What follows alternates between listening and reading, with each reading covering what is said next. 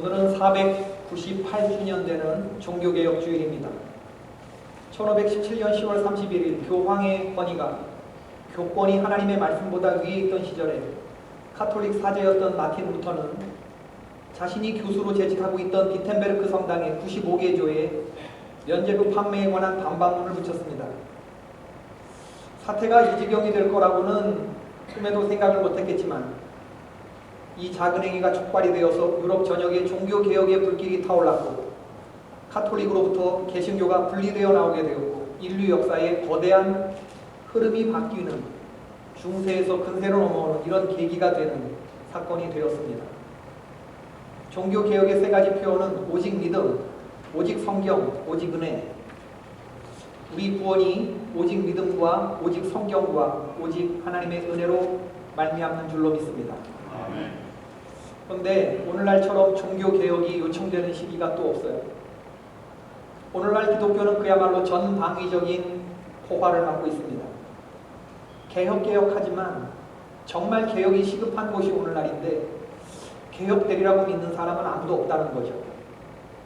개신교 역사상 지금의 한국교회보다 더 타락한 교회가 없다는 말이 나옵니다.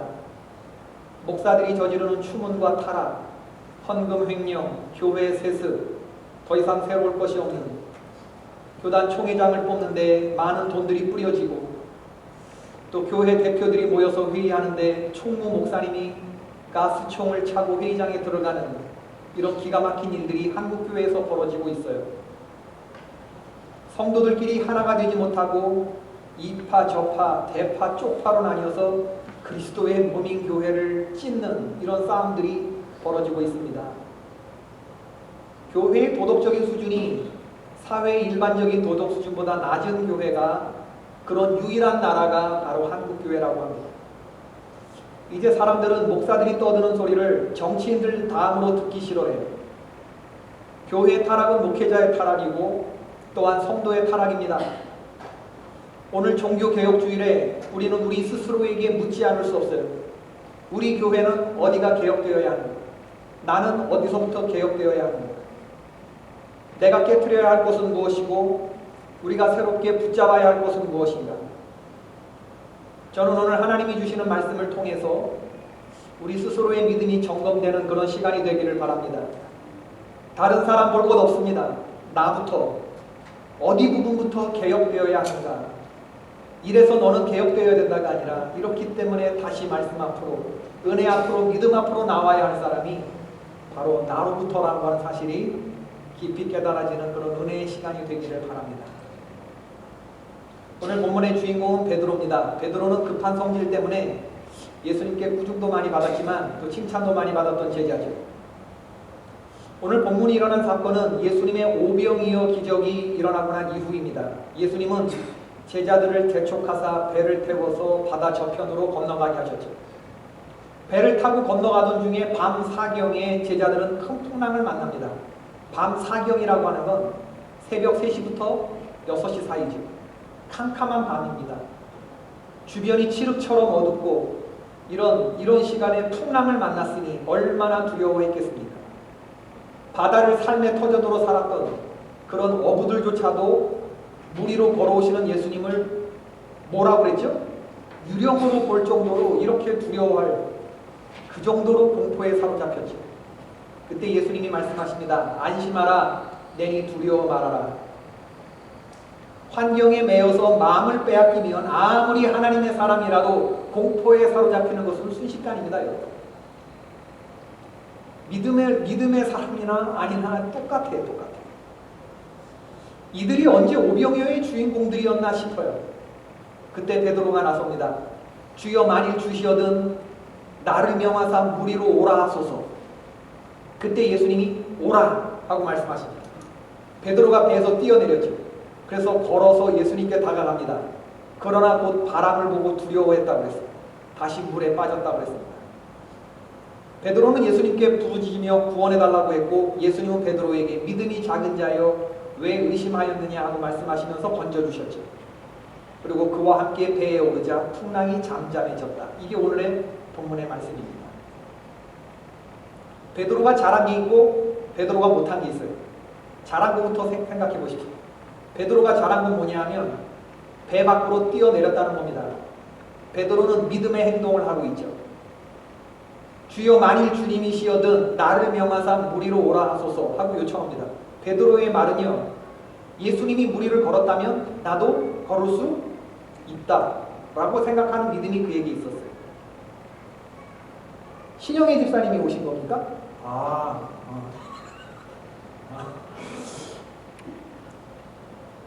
여러분, 베드로는 지금 한계를 뛰어넘는 명령을 기대하고 있죠. 신영희 집사님이 예배 태도가 좋습니다. 여러분, 이렇게 말씀을 듣때 고개를 탁탁 하면서 입술을 잘근잘근 깨우면서 제가 참 보고 싶었던 모습인데 말씀 잘 듣는 성도 여러분 되시길 바랍니다. 말씀에 집중하려고 입술을 잘근잘근 깨우면서 2년 동안 한국에 왔다 오셨는데 건강한 모습으로 오셔서 너무 감사합니다. 베드로는 자기의 한계를 뛰어넘는 명령을 기대하고 있습니다. 예수님과 함께 불가능한 것에 도전할 채비를 차리고 있습니다. 일반 사람들이 선을 그어놓고 내가 믿을 수 있는 한계는 여기까지 하는 그 선을 뛰어넘고 있죠. 인간의 상식은 배밖에 안전합니까? 배 안이 안전합니까? 배 안이 안전하죠. 베드로는 배 안에 있으려고 합니까? 뛰어내리려고 합니까? 뛰어내리려고. 주님이 거기 계시니 바다에 뛰어들려고 하는 것이 믿음입니다. 이게 모험적 순종이라는 거예요. 하나님의 사람들의 눈은 세상 사람들의 눈과 다릅니다. 그의 마음도 세상 사람들의 마음과 다르고 생각이 다릅니다. 믿음의 사람은 믿음의 생각을 하고 믿음의 마음을 품고 믿음의 행동을 합니다. 예수님 없는 배보다 예수님 계신 풍랑을 선택하는 것, 이게 믿음이죠. 이게 상식을 뛰어넘는 믿음의 행위죠. 베드로는 상식의 자리에서 믿음의 자리로 발걸음을 옮기고 있습니다. 예수님이 없는 안전이 아니라 예수님과 동행하는 모험을 택하고 있습니다. 이런 측면에서 보면 믿음은 모험입니다. 주님 계신 곳을 향해서 믿음을 발휘하여 캄캄한 밤에 사나운 풍랑이는 바다로 뛰어들고자 하는 모험적 순종. 헬린 아웬이 죽음 가장 큰 선물이라는 책에서 이렇게 언급하고 있습니다. 서커스단의 공중군의 무용수가 말합니다. 우리는 공중 날기를 할 때 나를 붙잡아주는 사람을 무조건 신뢰합니다. 공중을 나는 사람은 아무것도 하지 않아도 됩니다. 그저 팔을 뻗기만 하면 됩니다. 우리가 저지를 수 있는 최악의 실수는 나를 붙잡아 주려고 하는 사람을 붙잡으려고 달려드는 것이지요. 그러면 그의 손목이 부러지거나 나의 손목이 부러지게 될 것입니다. 공중 날기를 하는 사람은 위에서 붙잡아 줄 사람이 제 자리에 와 있다는 것을 믿고 그저 손을 뻗기만 하면 됩니다. 이런 비슷한 얘기를 폴 트루니에라고 하는 사람도 했어요. 인간의 자리라는 책에서 언급했습니다. 인생은 하나님이 지휘하시는 모험이다. 우리가 새로운 자리를 찾기 전에 떠나야 하는 자리가 있고, 둘 사이에 자리가 없는 자리가 있고, 지지받을 수 없는 자리가 있고, 자리가 아닌 자리가 있다. 불안은 어떤 행동을 취할 것인가를 놓고 마음속에 망설이고 있음을 나타내준다. 서커스 공중그네를 타는 사람을 생각해보자. 반대편 그네를 잡기 전에 잠시 공중에 머물러 있으면서 정확한 순간에 잡고 있는 그네를 놓아야 한다. 첫 번째 그네를 놓아 보내고 두 번째 것은 아직 잡지 못한 중간지대의 불안을 경험하게 될 것이다. 나는 이것이 인간을 주저하게 만들고 떠나보내야 할 것을 떠나보내지 못하게 하는 힘이라고 생각한다. 이게 바로 중간지대의 불안이다. 독일의 신학자 칼 발트가 말했습니다. 성도가 삶에서 실패하는 이유가 무엇이냐? 예수님과 바람을 동시에 바라보기 때문이다. 폴 트루니에와 같은 말이죠. 인생은 하나님이 지휘하시는 모험이다. 참 얼마나 멋진 말입니다. 인생은 하나님이 지휘하시는 모험인데 왜 이 위험을 시도하지 못하느냐?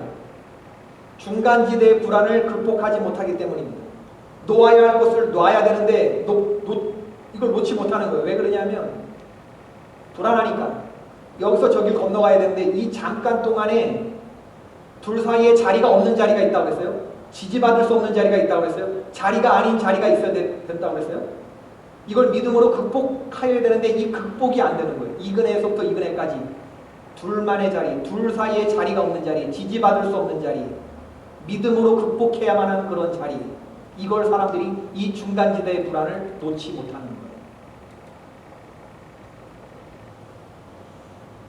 그러니까 여기서 여기까지 건너가지 못하고 이 중간지대의 불안에서 망설이다가 주저하다가 불안해하다가 배 안에서 가만히 실패하고 마는 그런 인생을 살고 마는 거죠. 아주 많은 성도들이 우리가 생각하는 세상의 프레임, 사고의 틀을 넘어서지 못하면 결국 바다 가운데 예수님 아닌 그 누가 서 있어도 거기 뛰어내릴 수 없어요. 주님을 크게 보는 것이 아니라 환경이 더 크게 우리를 압박하기 때문에 비가 오고 창수가 나고 큰 바람이 불기 전에는 우리는 우리의 믿음이 어느 정도인지를 알지 못해요. 중요한 것은 최종적인 행동으로 드러납니다. 최종적인 순간에 캄캄한 밤에 풍랑이는 바닷가에서 너는 뛰어내릴 수 있는 순종의 사람이냐 아니냐로 드러나는 겁니다. 믿음은 애매하지 않습니다. 주님과 함께 날아오르는 사람일 것이냐, 여기서 저기를 믿음으로 극복하며 건너가는 사람이냐, 아니면 배 안에서 망설이다가 주저하다가 불안해하다가 그냥 그렇게 끝나는 사람이에요. 믿음의 사람들도 불안하고 두렵습니다. 걱정되기는 마찬가지입니다. 그렇지만 그것을 극복합니다. 왜냐하면 더 크게 믿는 것이 있기 때문이죠. 바로 주인 되신 예수님의 약속의 말씀이 있기 때문입니다. 그것을 신뢰하기로 결정하는 거예요. 선택하는 겁니다.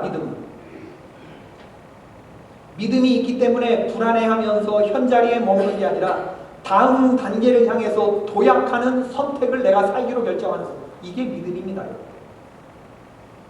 베드로는 지금 이런 면에서 성공하고 있어요. 뛰어내렸어요. 몇 걸음 걸었습니다.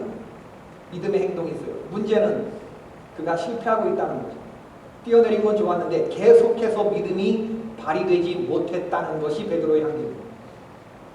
주님을 계속해서 바라보고 갔으면 걸어갈 수 있는 건데 중간에 뭘 봤어요? 바람을 봤어요. 바람을. 여러분, 우리가 예수님을 한순간도 바라보는 것에서 눈을 떼서는 어떤 일을 하느냐? 문 앞에 사자가 웅크리고 있다고 성경은 말하고 있어요.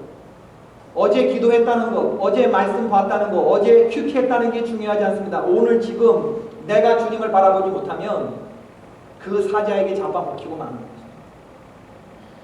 믿음은 갖는 것도 중요하지만 더 중요한 건 계속해서 발휘되는 것이 중요해요.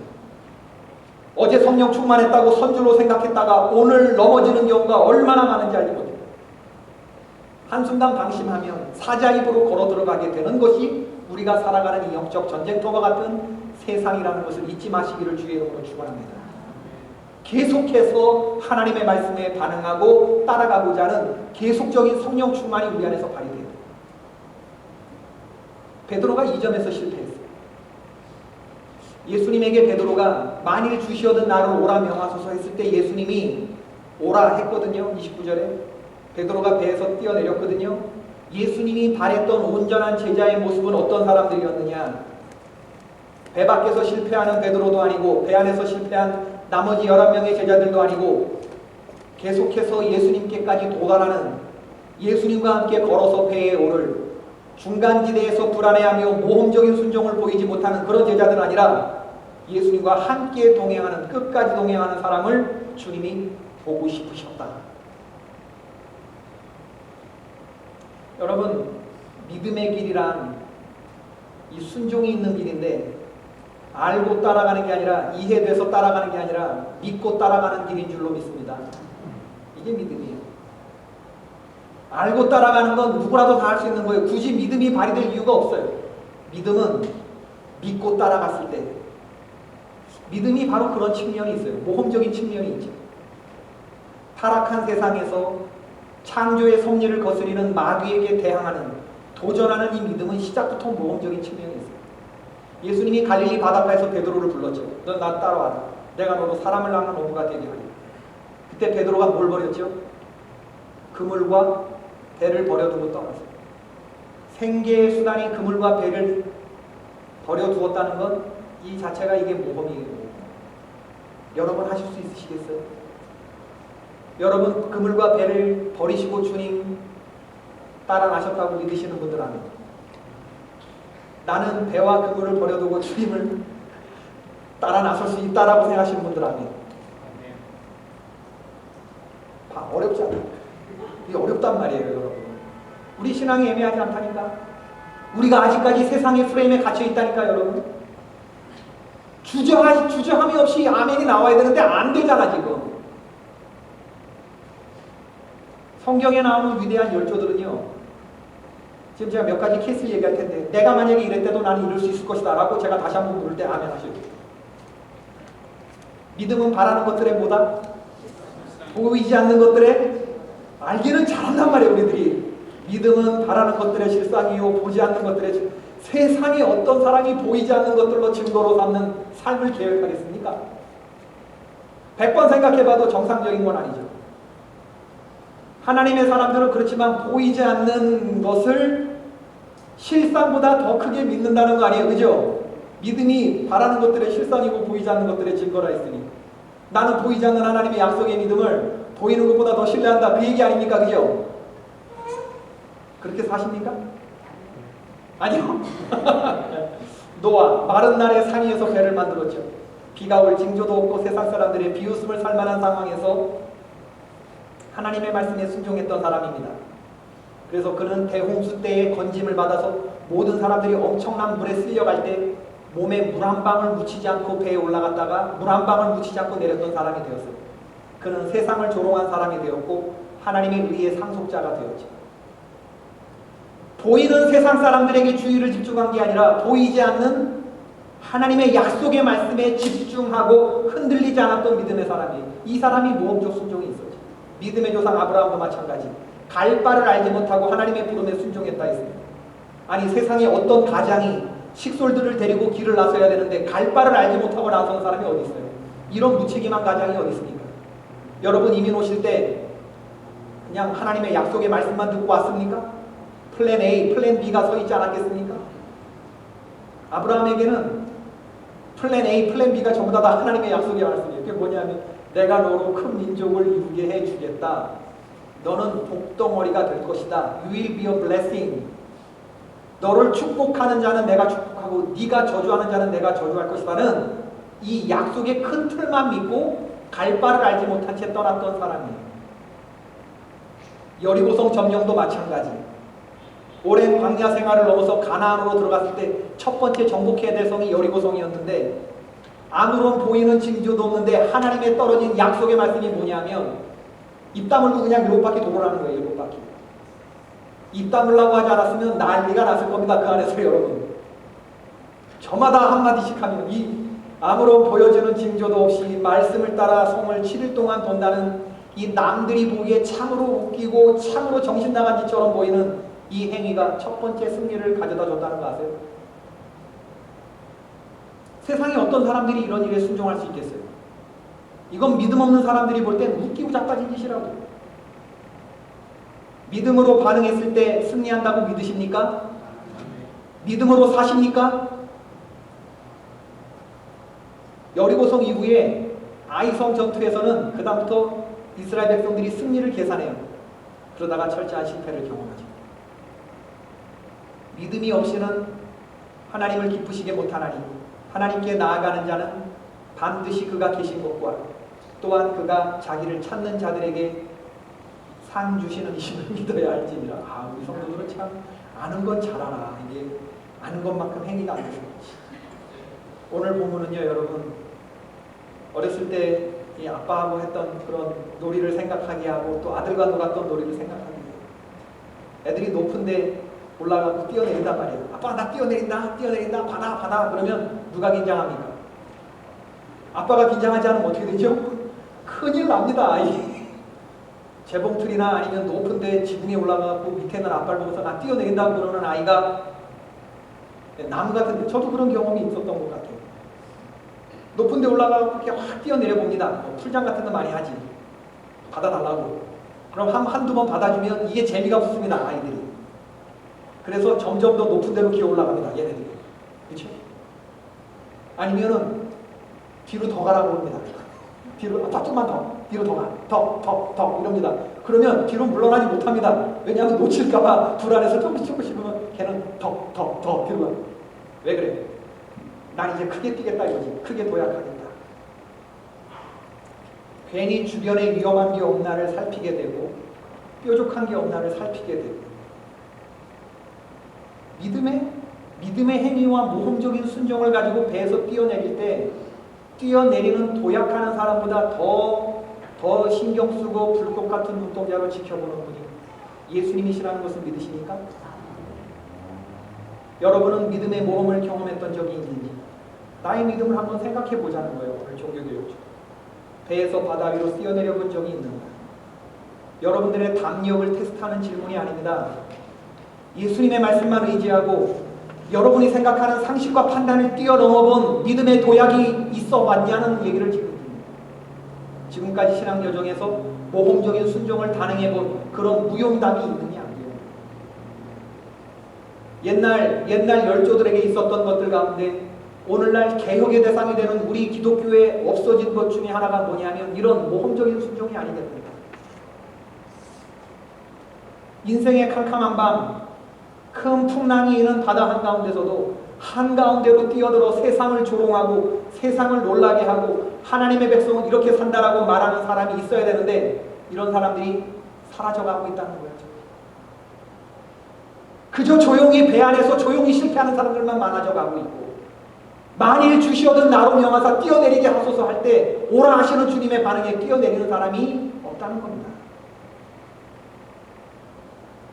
찬송가 432장 큰 물결이 설레는 어둠 바다 우리가 그런 찬송을 하지 않나요?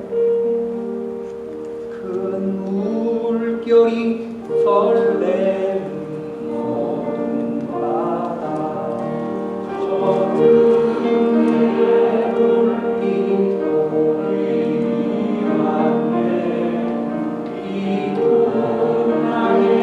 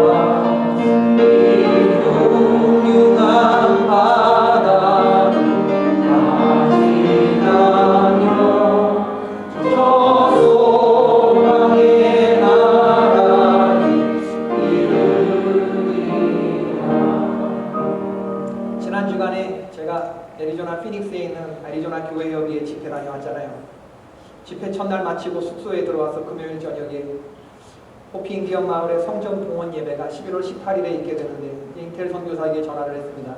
준비 잘 되어 가냐? 그랬더니 본당이 다 완료가 됐고 본당 앞에 종탑 2개를 세웠는데 이번 7월 말에 우리가 가서 봤을 때 종탑에 스타프도 치지 않고 종도 걸려 있지 않았어요. 그런데 제가 이번에 전화를 해보니까 종탑 2개의 종을 다 걸었대요. 그리고 이제 스타프만 치면 주변 정리가 된다고 그러더라고요. 그래서 건축비는 충분히 남아있느냐 그랬더니 하나도 없다고 해요. 얼마가 있어야 되니? 그랬더니 한 4,000불 정도가 있어야 된대. 그래서 마음에 감동이 돼서 둘째 날 집회를 시작하기 전에 교회협의 회장 목사님에게 내가 이번 집회 기간 중에 좀 특별 헌금을 하자. 선교지가 아리조나에 있는 그런 곳이고 또 내가 선교사 출신인데 어제 내가 이런 통화를 했는데 4,000불의 마음에 감동이 온다.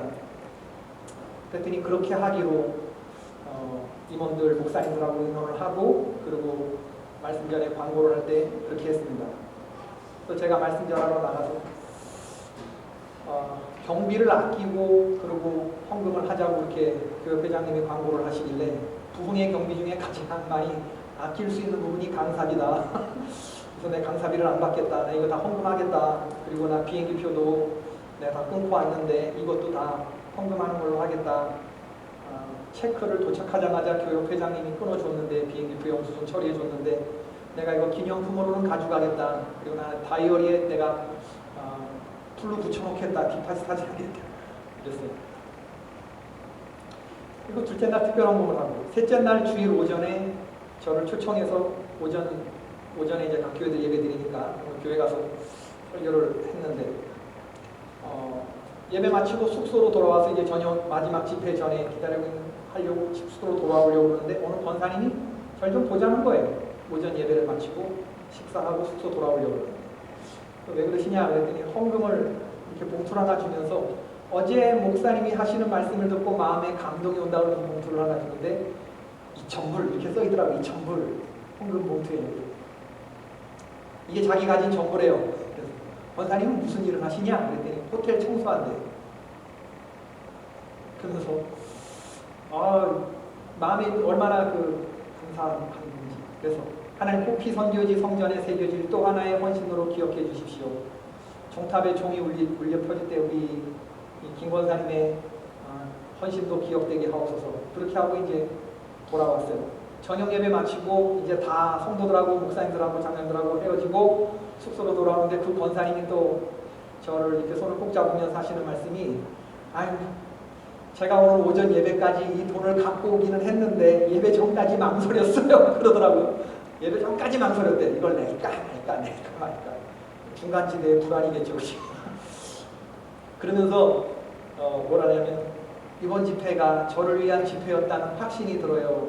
그렇게 이야기를 하더라고요. 수백 명이 집회에 참석했고 인사하고 나가는데 이번 집회가 나를 위한 집회였다고 말하고 그렇게 나가는 그 권사님.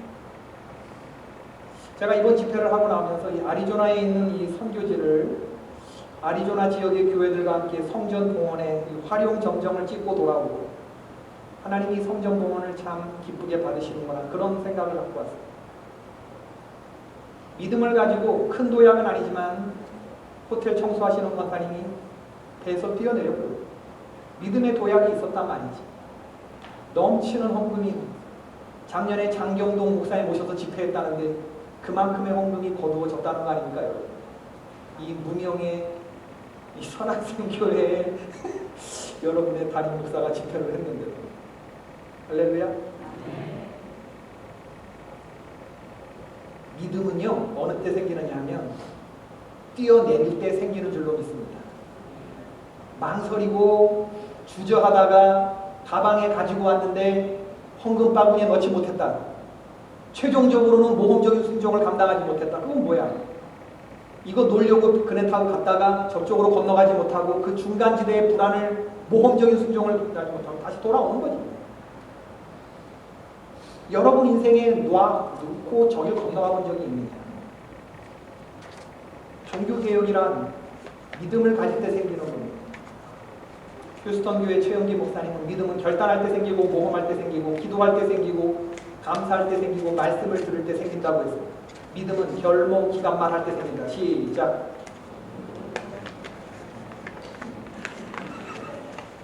믿음은 결단할 때 생기고 모험할 때 생기고 기도할 때 생기고 감사할 때 생기고 말씀을 들을 때 생긴다. 믿음은 결모 기간만 할 때 생긴다. 시작. 아멘. 우리가 믿음을 발휘할 때 주님 가만히 계신 분이 아니에요. 더 좋은 것을 준비하고 맞을 준비를 하고 계십니다. 불안하지만 불안한 마음을 갖고 헌신하게 하지 않아요. 우리에게 더 큰 기대감을 갖게 하시는 하나님이십니다. 두렵지만 그 두려움을 이길 수 있는 평안함을 주시는 분이 하나님이셔요. 기쁨과 감사로 순종할 수 있는 마음도 하나님이 주셔요. 믿으십니까? 이걸 맛보아 하시는 여러분 되기를 바랍니다. 부르시는 그 음성을 따라 비추시는 그 빛을 따라 보이시는 그 손끝을 따라 믿음의 사람은 그렇게 삽니다.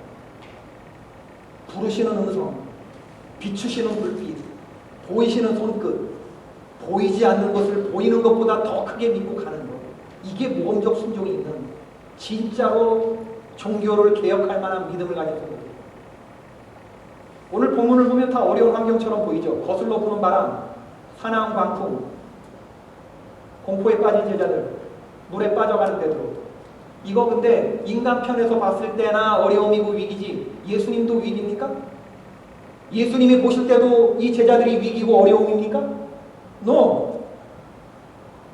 예수님은 아니라고요. 예수님의 배에 함께 오름에 바람이 그쳤어요.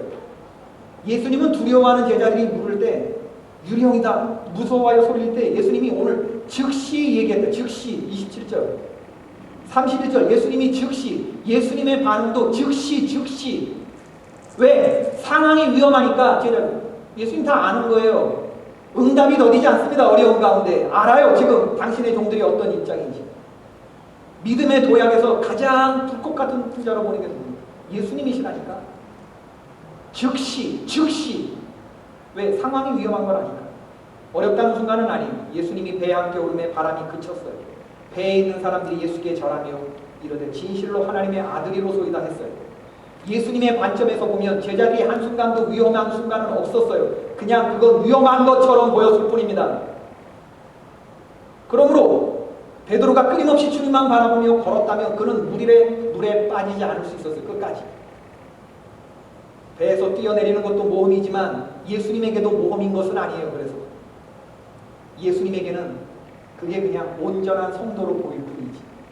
그게 제대로 된 성도처럼 보일 뿐이지. 그게 모험이거나 특별한 용기를 바라는 것이 아니에요. 모험을 가지고 믿음을 가지고 뛰어내리는 온전한 성도들 되시길 주의 이름으로 축원합니다. 예수님의 즉시 여러분의 삶을 컨트롤하시고 만져주시는 그 하나님의 은혜를 체험해야 봐야 되지 않겠나. 주님은 저와 여러분이 그러한 종이 되기를 원하십니다.